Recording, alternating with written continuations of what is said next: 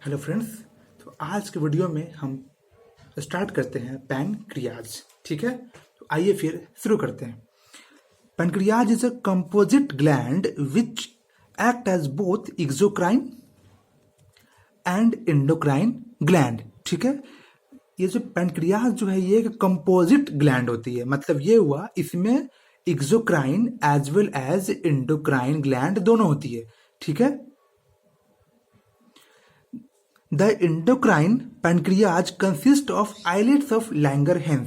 ठीक है, there are about 1 to 2 million islets of Langerhans in a normal human pancreas, representing only 1 to 2% of pancreatic tissue.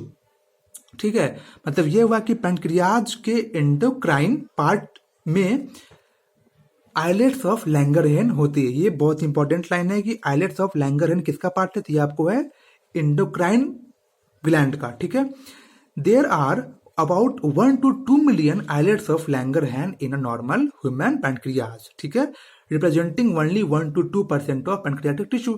The two main type of cell in the islets of Langerhans are called alpha cells and beta cell. दो main type की cell जो है वो आपको पाई जाती है islets of लैंगरहैन में।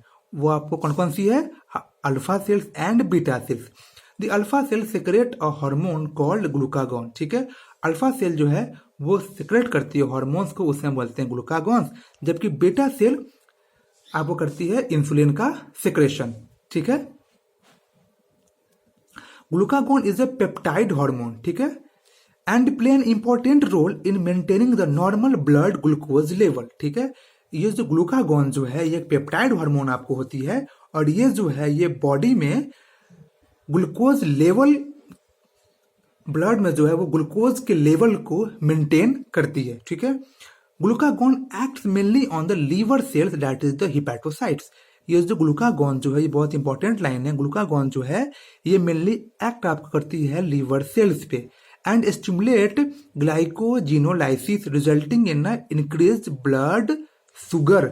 ठीक है, मतलब ये हुआ कि ये जो है वो स्टिमुलेट करती है ग्लाइकोजिनोलाइसिस, मतलब होता है ग्लाइकोजन को तोड़ती है ग्लूकोज में। ठीक है ना, इस कारण से क्या होता है ब्लड में ग्लूकोज का लेवल बढ़ जाता है। ठीक है, इसलिए हम क्या बोलते हैं glucagon is a hyperglycaemic hormone because it increases the amount of glucose inside the blood.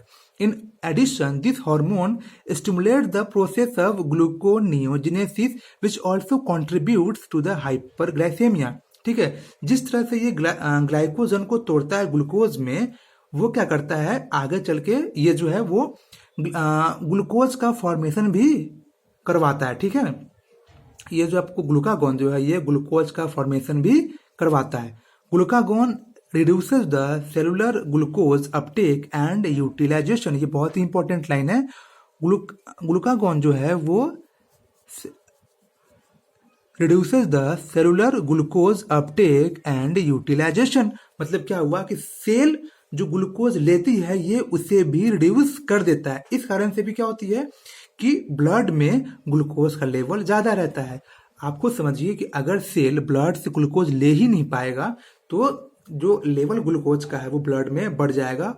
इसलिए हम क्या बोलते हैं glucagon is a hyperglycaemic hormones. ठीक है, insulin is a peptide hormone which play a major role in the regulation of glucose homeostasis. ठीक है ना, इंसुलिन जो है ये भी क्या एक पेप्टाइड हार्मोन है जो एक मेजर रोल प्ले करती है to regulate the glucose. Insulin act mainly on the hepatocytes and adipocytes. ठीक है, इंसुलिन जो है ये एक्ट करती है आपको हिपैटोसाइट्स पे एंड एडिपोसाइट्स पे and enhances cellular glucose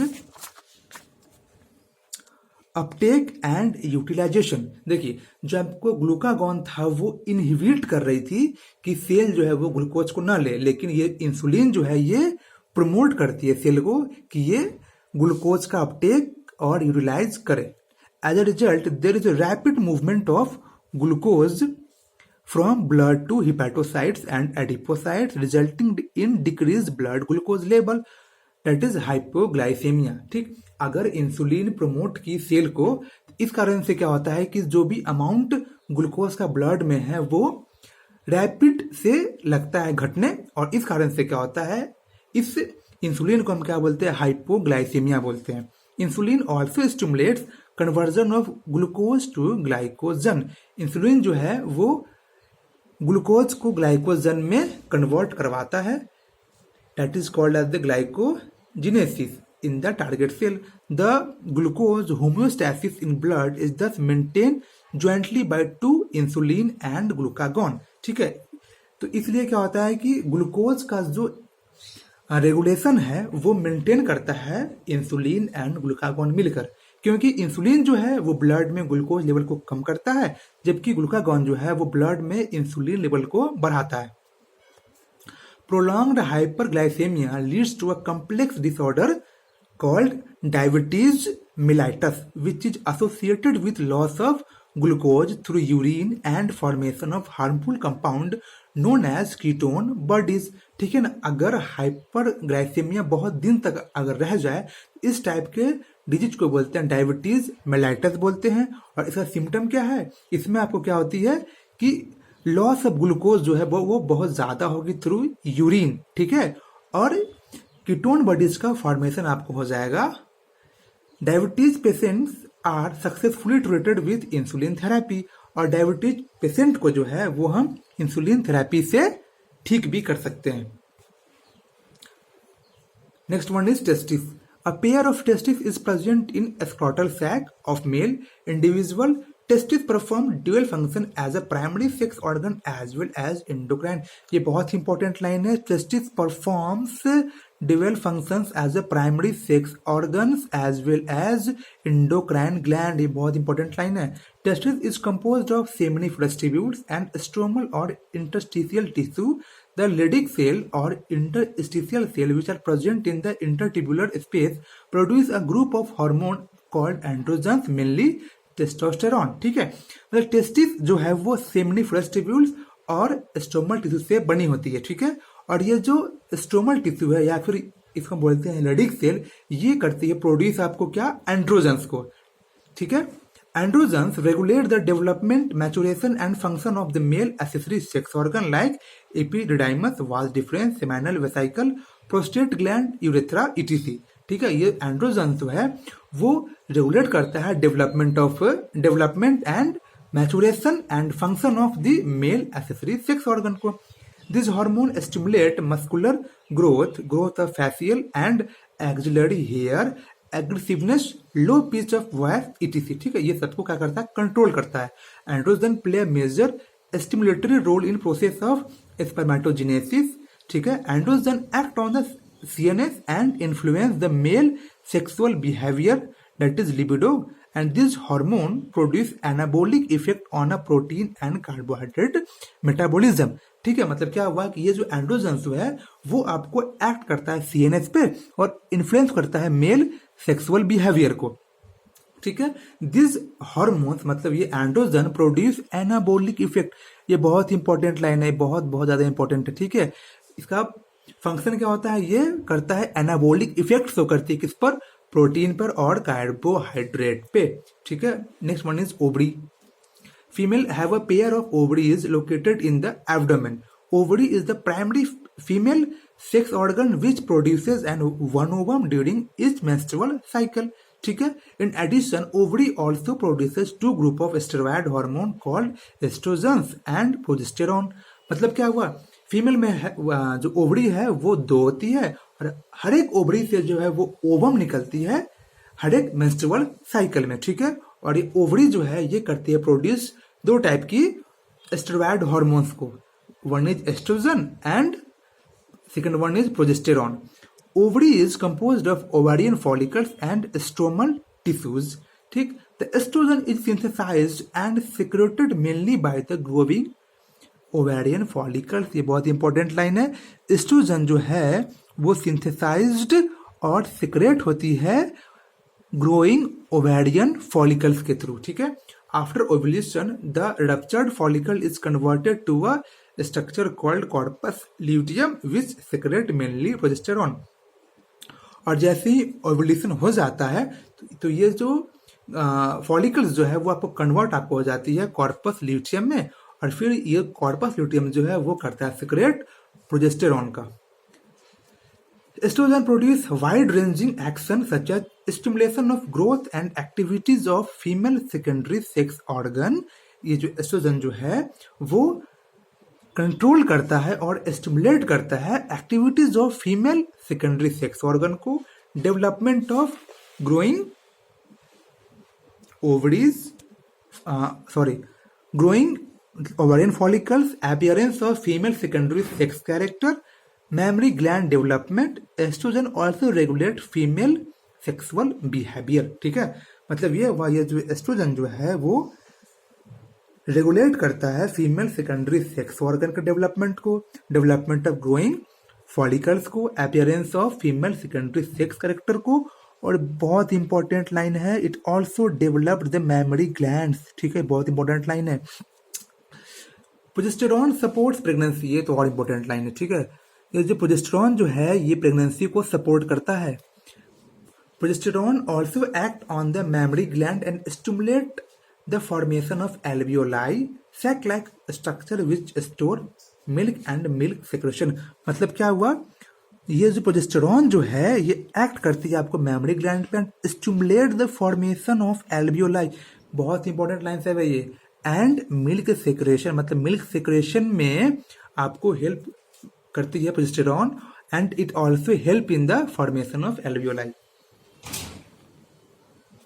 Hormones of heart, kidney and GIT. Now you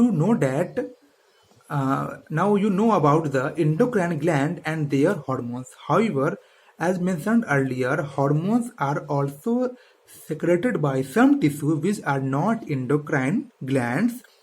जैसे में arterial wall of our heart secretes a very important peptide hormone called arterial natriuretic factor which decreases the blood pressure. इसे हम पढ़ रखे हैं excretion में। ठीक है, when blood pressure is increased ANF is secreted when which causes dilation of blood vessel, this reduces the blood pressure. ठीक है, जैसे ही ब्लड प्रेशर बढ़ता है उस समय क्या होती है कि हार्ट के वॉल से ANF का सिक्रेशन हो जाता है। ठीक है, और ये जो ANF है ये ब्लड वेसल को करवा देती है डायलेट, इस कारण से क्या होता है ये जो ब्लड प्रेशर है वो घट जाती है। The juxtaglomerular cell of kidney produces a peptide hormone called erythropoietin which stimulate erythropoiesis। ठीक है, juxtaglomerular cell जो होती है किडनी का वो करती है आपको प्रोड्यूस erythropoietin को। ठीक, that stimulate the erythropoiesis, that is the formation of RBC। Endocrine cell present in different part of GIT secretes 4 major peptide hormones, that is gastrin, secretin, cholecystokinin and gastric inhibitory peptide। ये सबके सभी आपको important है, वो पूछ सकता है वो कि GIT से कौन कौन से पेप्टाइड हार्मोन जो है वो निकलती है। वो आपको है gastrin, secretin, CCK and gastric inhibitory protein होती है। ठीक है, now gastrin act on the gastric glands and stimulate the secretion of HCl and pepsinogen। ये गैस्ट्रिन जो है वो आपको एक्ट करती है गैस्ट्रिक ग्लैंड पे और स्टिमुलेट करती है HCl एंड पेप्सिनोजन के सिक्रेशन को। Secretin acts on the exocrine pancreas and stimulates secretion of water and bicarbonate ion। ठीक है, ये जो सेक्रेटिन जो है ये आपको एक्ट करती है exocrine part of the pancreas and stimulate the secretion of water and bicarbonate ion. CCK acts on both pancreas and gallbladder and stimulate the secretion of pancreatic enzyme।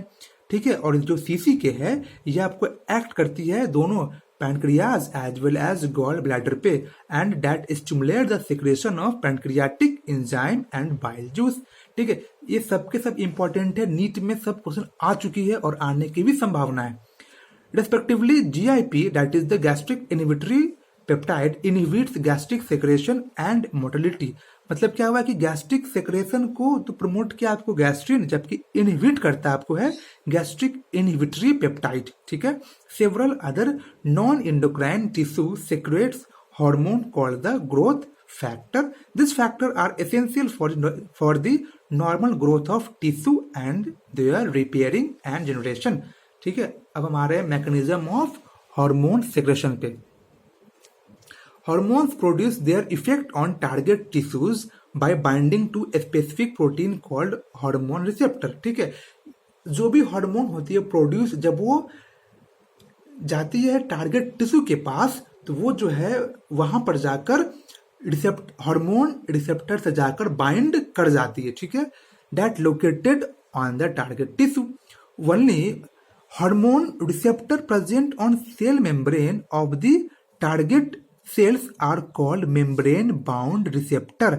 ठीक है, मतलब क्या हुआ कि hormone receptor present on cell membrane of target cell are called the membrane bound receptor. Cell membrane पर जो आपको hormone receptor होती है उसे हम क्या बोलते हैं? मेम्ब्रेन बाउंड रिसेप्टर बोलते हैं. ठीक है ना. And the receptor present inside the target cell are called intercellular receptor. मतलब क्या हुआ? मतलब ये हुआ कि जो भी टारगेट सेल है उस टारगेट सेल के मेम्ब्रेन पर जो आपको हार्मोन रिसेप्टर होती है उसे बोलते हैं मेम्ब्रेन बाउंड रिसेप्टर. और उस टारगेट सेल के अंदर जो आपको होती है हार्मोन रिसेप्टर उससे क्या बोलते हैं? उसे हम लोग बोलते हैं intracellular receptor. Mostly nuclear receptor present in the nucleus. Binding of hormone to its receptor leads to the formation of hormone receptor complex. और जैसे ही हार्मोन आया और वो आपको बाइंड अप किया हार्मोन रिसेप्टर के साथ, तो उसे क्या बोलते हैं? Hormone receptor complex. Each receptor is specific to one hormone only and hence receptor are specific. बहुत ही इंपॉर्टेंट फंक्शन आपको है रिसेप्टर का. ठीक है, हर एक रिसेप्टर के लिए एक स्पेसिफिक हार्मोन होती है. ठीक है, इसलिए क्या है कि इसलिए रिसेप्टिक आपको स्पेसिफिक होती है. Hormone receptor complex formation leads to certain biochemical changes in the target tissue. Target tissue metabolism and hence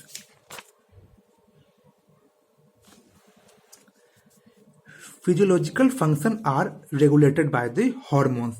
ठीक है, on the basis of their chemical nature hormones can be divided into groups. ठीक है, मतलब ये हुआ कि जो hormones निकलती है उस हार्मोन्स का नेचर क्या है उस बेस पर बांटा गया आपको हार्मोन्स को. जैसे में peptide, polypeptide and protein hormones, इसमें आपको आती है insulin, glucagon, pituitary hormones, hypothalamic hormones. Steroid hormones आपको है corticoids, testosterone, oestradiol and progesterone. Third one is iodothyronine, वो आपको है thyroid hormones. And last one is amino acids derivatives that is the epinephrine. ठीक है, Hormone which interact with membrane-bound receptor normally do not enter the target cell. इसको समझिए अच्छे से. जैसे कोई हार्मोन आया टारगेट सेल के पास, तो अगर टारगेट सेल के पास हार्मोन क्लियर रिसेप्टर है तो वो हार्मोन जो है वो सेल के अंदर नहीं जा पाता है. ठीक है, वो क्या करता है? हार्मोन जो है वो उस हार्मोन रिसेप्टर के साथ बाइंड कर जाता है और बनाता है हार्मोन बाइंडिंग कॉम्प्लेक्स. ठीक है, वो यहाँ पे लिखा हुआ है hormone which interact with membrane bound receptor normally do not enter the target cell, क्योंकि वो बाहर बन चुका है, बट जनरेट सेकेंड मैसेंजर. ठीक है, जैसे ही आपको हार्मोन्स आके बाइंड किया हार्मोन रिसेप्टर पे, फिर वो आगे रिस्पॉन्स करता है, आगे प्रोड्यूस करता है आपको है सेकेंड मैसेंजर को. ठीक है ना, वो आपको क्या क्या है? साइक्लिक एएमपी या फिर कैल्शियम आयन या फिर IP3 भी हो सकती है. Which in turn regulate cellular metabolism. Hormones which interact with intracellular receptor that is the steroid hormones and iodothyronine. ये बहुत ही इंपॉर्टेंट लाइन है कि hormone which interact with intracellular receptor, वो आपको कौन कौन सी स्टेरॉयड हार्मोन होती है और एक आपको होती है आयोडोथेरोनिन हार्मोन. ये दो ऐसी हार्मोन है जो सीधा सेल के अंदर जाती है, तब जाके वो अटैच्ड होती है हार्मोन रिसेप्टर से. ठीक है, mostly regulate the gene expression और chromosome function by interaction of hormone receptor complex with genome. Cumulative biochemical action result in physiological and development effect. ये देखिए, ये आपको है प्रोटीन हार्मोन यहाँ पे, ठीक है। जो आपको हार्मोन आई है वो आपको प्रोटीन हार्मोन है, ठीक है। तो ये इसको अच्छे से ध्यान रखिएगा कि प्रोटीन हार्मोन जो होती है ना, उस प्रोटीन हार्मोन के लिए जो रिसेप्टर होता है वो ऑलवेज आपको होता है मेम्ब्रेन पे। ऑलवेज ध्यान रखिएगा, प्रोटीन हार्मोन के लिए ऑलवेज जो रिसेप्टर होता है वो होता है मेम्ब्रेन पे। तो यहाँ देखिए, जैसे ही हार्मोन आया यहाँ पे बना आपको हार्मोन रिसेप्टर कॉम्प्लेक्स, वो आपको दी सेकेंडरी मैसेंजर, वो आपको साइक्लिक एएमपी और कैल्शियम आयन, और इस सेकेंडरी मैसेंजर से जो आपको आगे का एक्सप्रेशन है वो पूरा हो जाता है। और ये जो आपको है वो आपको है स्टेरॉयड हार्मोन, ठीक है। तो स्टेरॉयड हार्मोन के लिए मेम्ब्रेन पर कोई सा भी हार्मोन्स रिसेप्टर नहीं होता है। ये दो बहुत इंपॉर्टेंट लाइन है। प्रोटीन हार्मोन के लिए जो रिसेप्टर है वो आपको होती है मेम्ब्रेन पे, जबकि स्टेरॉयड हार्मोन के लिए जो रिसेप्टर है वो होती है इनसाइड द सेल, वो मेम्ब्रेन पर नहीं होती है, ठीक है। तो ये थी आपको मैकेनिज्म ऑफ हार्मोन्स, ठीक है। Thank you.